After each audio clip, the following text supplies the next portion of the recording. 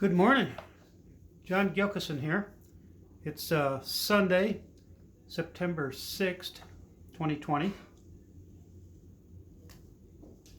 And I wanted to shoot a new video this morning on a new book project that we've been working on. I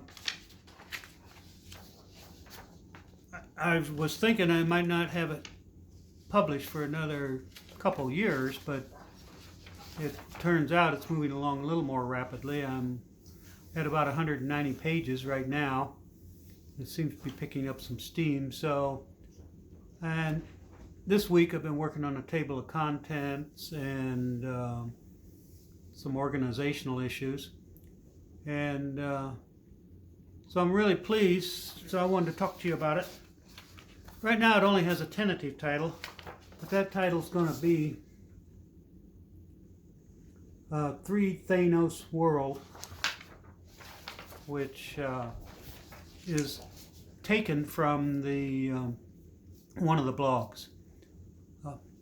Our first book was called Driving on the Moon, and that title was also derived from one of the blogs in the book. And so in this one, Three Thanos World refers to one of the Avenger characters, Thanos, one of the Avenger movies that came out recently, where Thanos magically deleted half the people in the universe, and so the rest of the movie, the superheroes spend trying to get the magic stones from him and return the population back to where it was normally. That is extremely overpopulated. I don't know why, but it was still a good movie, and I liked the concept so much that I wrote a blog on it. Only I was just focused on Earth's population, and the point of my blog was that if Thanos was to reduce the Earth's population by half, it still wouldn't be enough. He would need to reduce it by half 2 more times. In other words, for a total of 3 times to get the Earth's population underneath 1 billion people.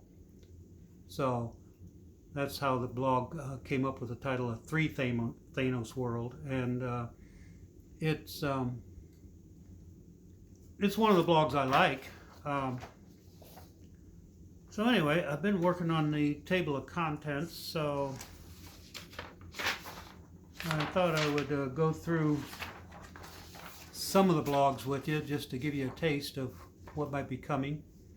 A recent blog I wrote, which is about 30 years in the making actually, is titled Is the Universe a Black Hole?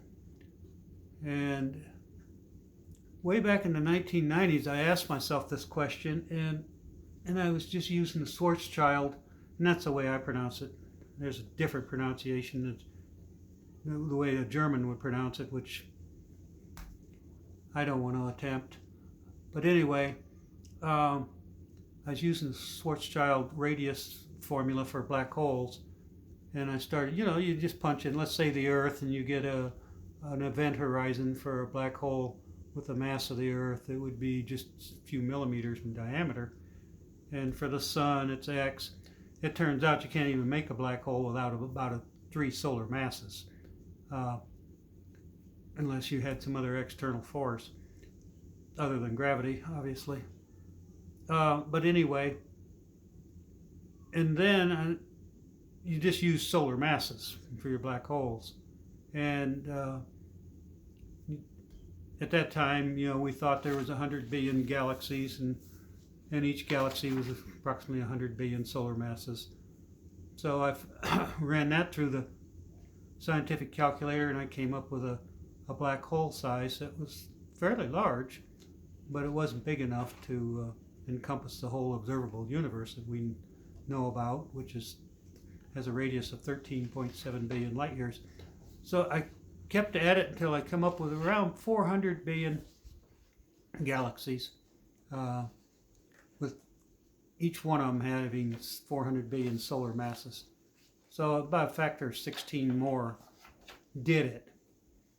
And the reason I was thinking along these lines was because of Vera Rubin, who found out that the radial velocities of the stars in the arms away from the center of galaxies didn't obey Kepler's law, and so galaxies had to be a lot more massive than we had thought before she came along. And it turns out that galaxies are indeed embedded in this giant halo around them, and they have a lot more mass. And so this is not out of the realm of possibility. Of course, since then we've been talking about dark matter and dark energy and so forth. So the scale of the universe has really increased as far as its mass and the number of galaxies in it. The Hubble Deep Field, for example, has found a lot more galaxies than we thought existed before then. And this isn't surprising, but so that's a blog I just wrote recently, and it's a 4-page blog, and I think it's pretty good. Now, I'm not saying, I'm just an amateur astronomer. I'm not saying I proved anything. I just did some math and satisfied myself that you couldn't rule this possibility out, that the whole universe is a black hole, and we are observing it from inside, which makes it look entirely different, and it's kind of hard to think about. And I think that's probably the reason you don't hear more about it. Let me see here. I haven't organized these blogs yet into chapters, so here's some samples. The Night They Drove Old Dixie Down, it's a song by the band, which has always bothered me a little bit. I like the song, I really do, but I wondered what it would sound like or look like if you substituted, instead of Dixie, it was the Third Reich. And so, I mean, the Southern cause was one of the most reprehensible causes ever fought for.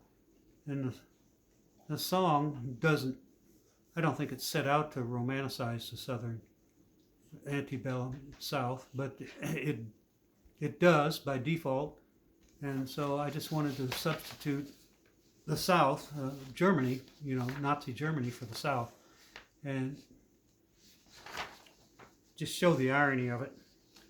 Let me see here. We have a whole section on trailers. There's been a lot of controversy recently about trailer towing with electric vehicles, and they're saying electric vehicles can't tow trailers, and they'll have extremely reduced range and all this, and it just won't work. And the problem with trailer towing is the same problem that internal combustion engines have. They cut the range about in half, and that's because trailers really trash the aerodynamics of any vehicle that's towing.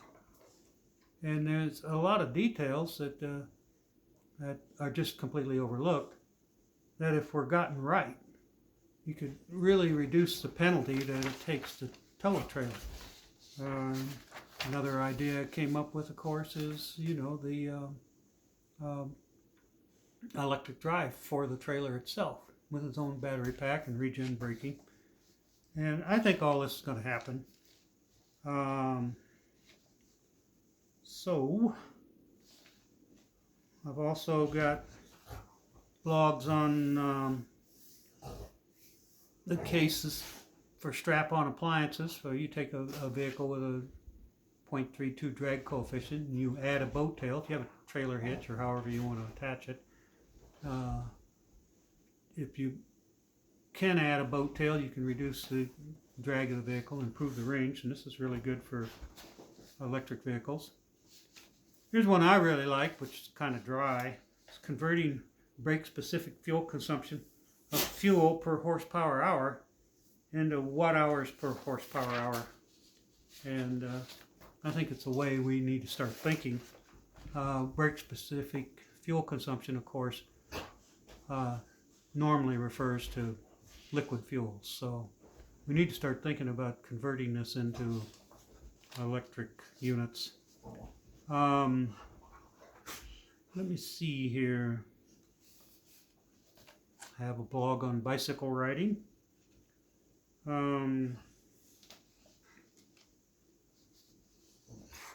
lot of blogs on electric vehicles. There's a little science fiction ditty, the Klingon fossil fuel invasion plan, in which I postulate that the Klingons come into Earth orbit in 1750 and decide to take over the Earth.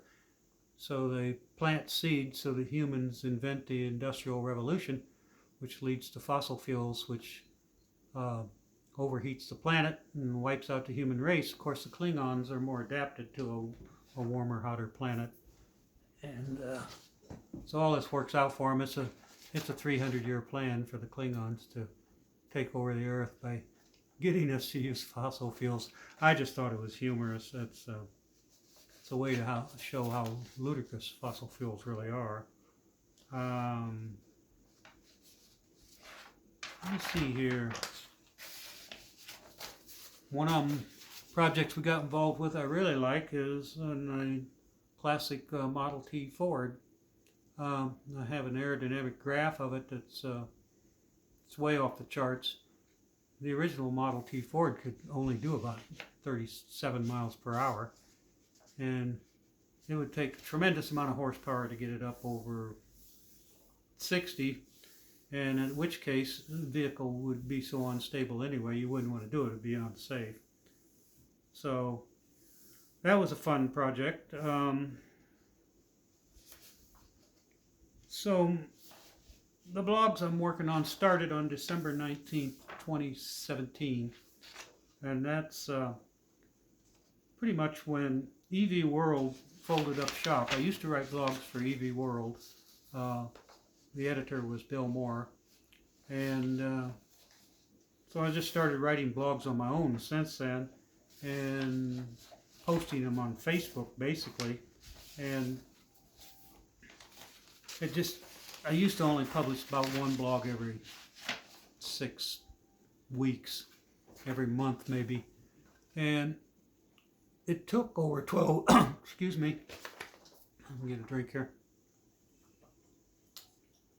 It took over 12 years to produce a book at that rate of blog publications. So I've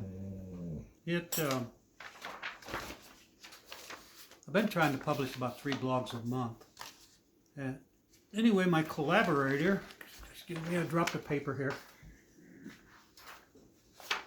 is Phil Knox, Philip R. Knox, and he published some of the material in the first book. So I'm going to talk to him today, start talking to him today about writing some pieces for the book. I just hadn't talked to him about it yet because I felt the book was a couple years off, but it turns out we could probably get this book published in another year if we can get the material together. It takes 3 or 4 months to proofread and to publish. It's quite a process, and but we have some experience at it, so hopefully it might go a little easier this next time. So there you have it. Again, I'm not saying this is going to be the final title, but for now it's called A Three Thanos World. And if we find a better title, we'll use it. If not, I like the title. So you'll hear more about this in the near future. But I'm going to let you go for now. Y'all take care and safe driving, safe electric car driving. Talk to you on down the road. Bye-bye, everybody.